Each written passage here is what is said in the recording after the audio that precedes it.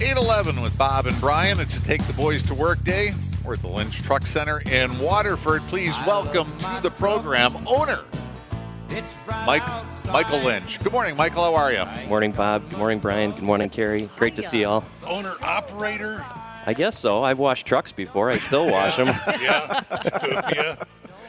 But your office is up front. Yes. How long has this store been here on 36 in Waterford? Well, we built this store in 2020, so it's 23 years old. We never thought we'd outgrow it. Wait a minute. You built the store when? Oh, I'm sorry, not 2020. 2000. Sorry. 2000, It's okay. 23 years old. Okay. All right. So you've been in this spot since then. Yes. But the name is familiar. Even though this is a truck center, you're the Lynch family. Yes. The dealerships, the car dealerships, which are all over the place now, West Bend, Mugwanago, Burlington. Exactly. So when we built the truck center, we wanted to have a different buying experience for the commercial customer and a different service experience. So in the car dealership, you could go into a car dealership and you can buy a commercial vehicle. But this is different. We have a touchless, contactless buying experience. 90% of the customers never come here, so we don't drag them in through the finance office. We don't. They don't have to come into the dealership. All of our guys are, 20, 25 years of selling trucks, so they know how to pick Get you the right truck, pick the right upfit, Yep. all that stuff, and we have the relationships with all the vendors.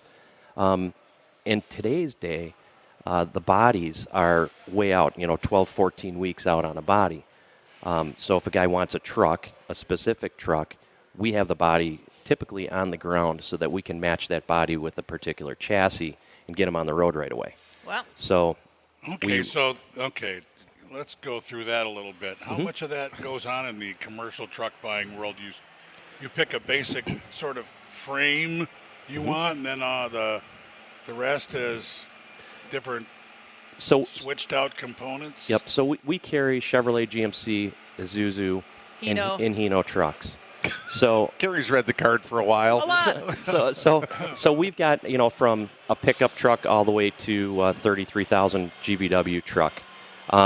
So we carry the whole range, and it's really interesting. So you start with a chassis, which is a cab with a frame on it, and then you have to have the right wheelbase, the right GVW, gross vehicle weight truck to be able to handle the body. The truck has to scale. It has to have the right, weight distribution, all that stuff, and our guys are really good at that. Because you don't want it fishtailing. Exactly. It's like Nice loading. one, Bob. It's like loading a trailer on the wrong way. Right. And it's a bad deal. Did your business model disrupt the way trucks are sold then? Kind of? Well, we have a nationwide footprint. We have trucks going all over the country just here from Waterford.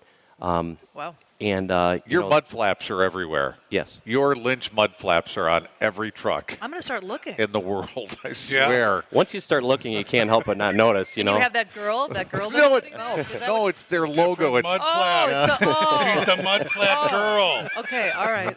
that might get more attention, though, Carrie. don't. She's not in marketing, Michael. Don't.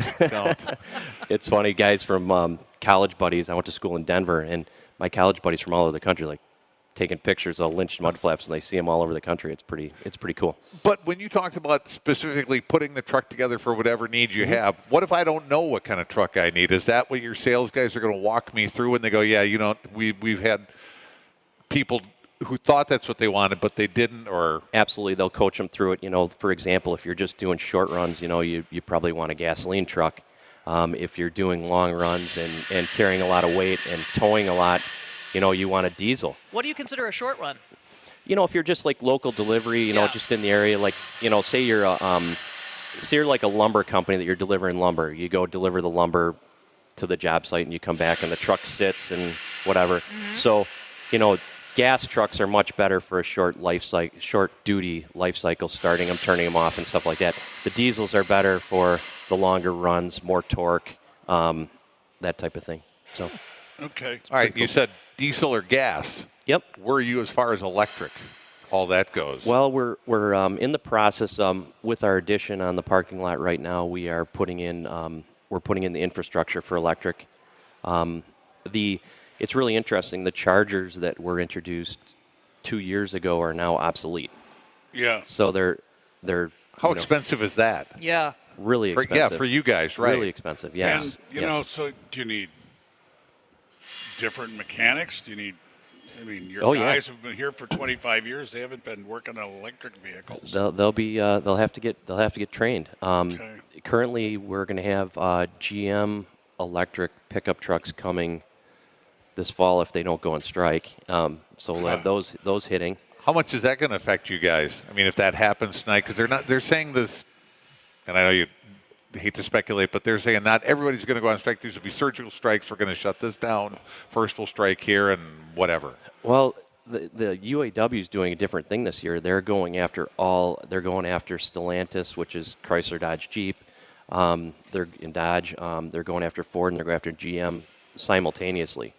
So they're not just going after one automaker right now. They're going after all three. Mm-hmm. So it's kind of scary. The UAW guys playing hardball. You know, he wants to, you know, the guys on the line, the union guys wants them to work 32 hours and get paid for 40. You know, all this stuff, and it's I don't know. We'll see what happens. It's kind of scary. It will affect us, and the worst thing, it's going to affect the consumer, because you know we're just starting to get back to the point where, you know, trucks are starting to come in free flow where we have availability for people, and this is gonna throw a wrench in the spokes. We found out earlier you're adding 8 bays to this place. It's getting bigger, and you talked about the parking lot and all that stuff. So you're growing. Yes. And you're going to need people. Yes. You're going to need techs to fill those bays. If anybody's looking, we're hiring. I mean, we are really Phone looking. number, address, where do they go? Where do they contact you? They could go to lynchtruckcenter.com. We have a site to load their apps. They could call us at 262-514-4000. And or stop in. We'd like to get the first impression with something. You've heard of our college smallage deal, right? Mm-hmm. Yep. You know, forget it. Get into the trades. Yep. And this is a chance to be in the trades because you work with Gateway, right? Yep, we work with Gateway. We work with the local high schools. We have apprentices here that shadow our seasoned techs, and we can learn. We'll teach you the trade. It's really exciting because, like, I think 3 or 4 of our techs that are full time are you know, they came up that way. We didn't hire them from another competitor. We built them, and nice. You know, Love that. And they're in our you know, they're in our culture. They understand our culture, which you know, we're a family culture. So it's kind of fun to see these young men and women grow. It's really cool.